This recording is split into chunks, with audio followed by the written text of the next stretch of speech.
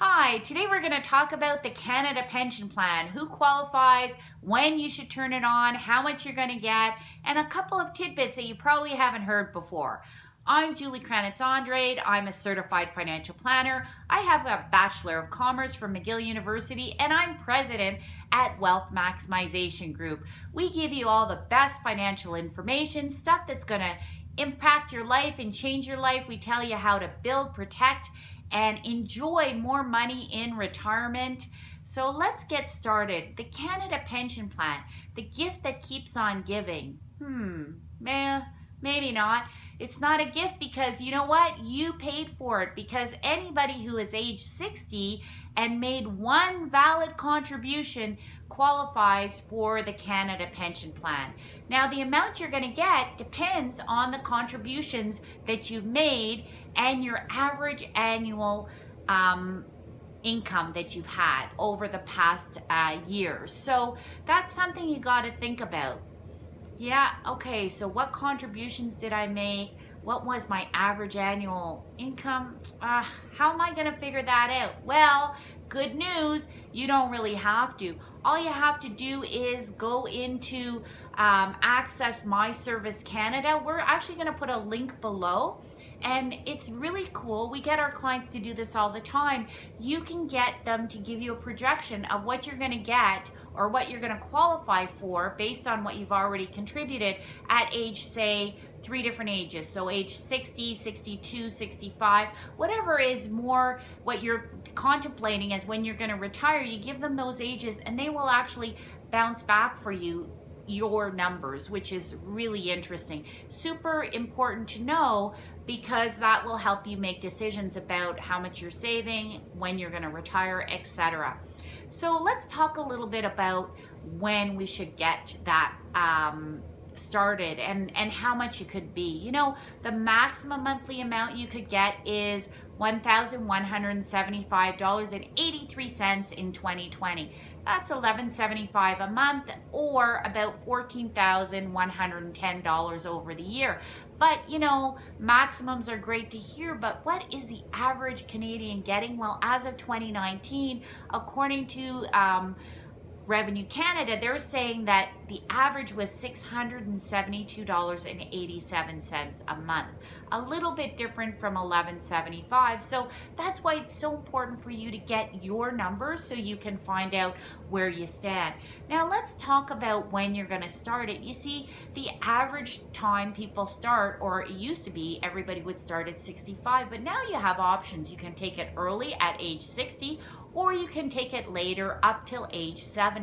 Now, why would you want to do such a thing? Because obviously there's some little tweaks to make it either advantageous or less advantageous for you to start early or wait later. You see, if you start at 60, you're going to lose 0.6% per month that you start early. To a maximum of 36% is what you're going to lose if you start at age 60. So think about it. If you were going to get $1,000, you're losing almost, 36%. If you start at age 60. So is it worth for the rest of your life losing 36% of your pension?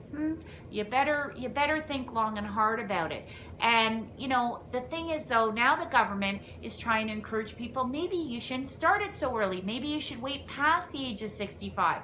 And they want to give you a little caveat. So when I say a little bonus, it is really a little. So instead of penalizing you 0.6%, they're going to give you an extra 0.7%. So 0.1% extra per month if you prolong your starting your Canada pension plan past the age of 65. So what does this mean? You could wait up till age 70 and you'd only get 42% more on your pension.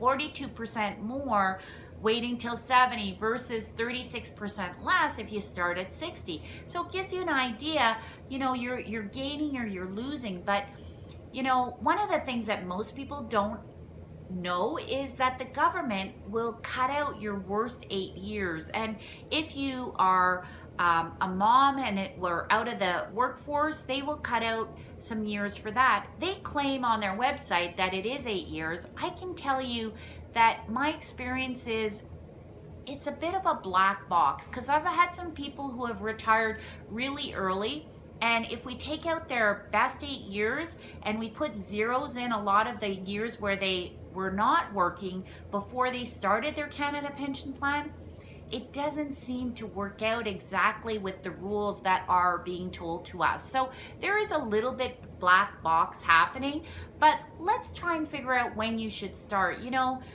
The first thing is, if you can tell me exactly when you'll die, I can put it into a calculator and I can tell you mathematically which year, by starting exactly which year, which option is going to give you the most amount of money to spend over your lifetime.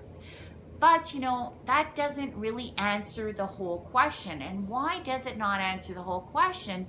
Because there's other things involved. You see, it really depends on how long you're going to live. Yeah, that's one thing. So if you're not healthy, you're not going to get the pension for long. You should probably start it earlier. And if you're going to live a long, long time, you should probably start it later.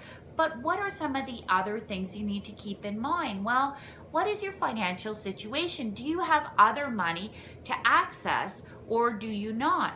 Or the other issue is, what is your tax situation? If you push off your starting your CPP to age 70 and you get 42% more, but you also have a lot of your savings in RSPs that are going to turn into RIFs and annuities that are completely taxable, you may be in a higher tax bracket, which means even though you get more money, you may not actually net more money into your pocket, being able to spend it. So super important to look at also your tax brackets and your life expectancy we talked about, your health, and your finances. Well, here's another thing to think about with your finances is, if I don't take my CPP at age 65 and I push it off, I'm going to be spending down more of my other assets. And if you spend down those assets, you don't have that money generating more money for you in the future years.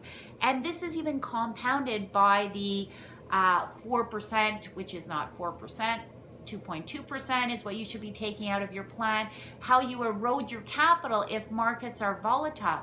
So the longer you postpone taking your Canada pension, the more you're dwindling your current assets.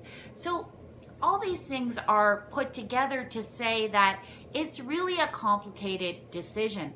It's really not just the numbers, although I do so encourage you to get the link below, go to My Service Canada and either call them or put in the form to figure out what your projections are. But you really have to think about all the things that are important. You have to think about your financial situation, your health situation, your life expectancy, and the tax situation. Hey, if you like this video, can you give us some love, share it with some friends, give us some likes, and if you want to become a client, you can always check out the other link below this video. The one thing we haven't talked about is, what about the survivor? This is a pension. I called it the gift that keeps on giving. Really, is it going to keep on giving? Some people there's been some studies to say, are we going to run out of money? I don't think you have to worry. I think the government, if they want to get reelected, is always going to try and give us the CPP. But the question is, they usually give it and then sometimes they take it away. So the old age security, for example, they claw it back if you are making too much money. So is it possible that they could claw it back in the future? Hey, it's the government. Let's be honest, anything's possible. They do what they need to do. We all know that every government is spending our money like it's water, right? They just throw it away. They do studies, they blow it out. We work hard for it. Hopefully you're working harder to preserve your money and you're not blowing it all away for today, so you'll have something in the future, because we know that if you don't, your future self isn't going to have anything. And as we all know, the government is spending so much money and there are less people working, so they're going to have to get money for something from somewhere. So what are they going to do? Maybe they're going to increase tax rates. So maybe they're going to pay you that, but they're also going to tax you more to get it back. So there's all kinds of things that can happen. So make sure you understand that The problem with this pension that you've worked so hard and contributed to is you have no control over it. So talking about control, what if you pass away early? What if I am single and I'm getting $1,000 a month and I pass away? Well, unfortunately, if I don't have a spouse, nobody gets the balance of my pension. It goes back into the pool and the other Canadians are going to benefit from it.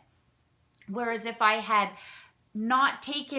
started my pension earlier and not taken so much of my personal savings out, well, I can leave my personal savings to whoever I want, a spouse, family member, charity, etc. So that's another thing that most people never talk about. The other thing is, what if I have a surviving spouse? That is some good news, is that if you pass away, they can benefit from some of your Canada pension. But there's a little caveat there. You have to understand that there is a maximum on the Canada pension plan. We said for 2020, $1175.83. So if your partner is already getting the maximum, they are not going to get any of your pension. So again, when we are thinking, should I start now or not, it's not just throw it in the calculator and figure out, well, first of all, if you know when you're going to die, that's a problem. But even if you did, it's not just about the numbers. Again, health, finances, life expectancy, and taxes, all those things. Have a discussion with someone who knows your situation, who understands, who can bring up some of these things that are pertinent to you. Do you have a spouse? Do you have kids? What is better for your overall situation? Anyway, I'm Julie Kranitz, Wealth Maximization Group, maximizing your wealth to maximize your life, because hey, we know the government's always going to have money. My job is to make sure you have money and you get to enjoy it over your lifetime. Thanks so much and have a great day.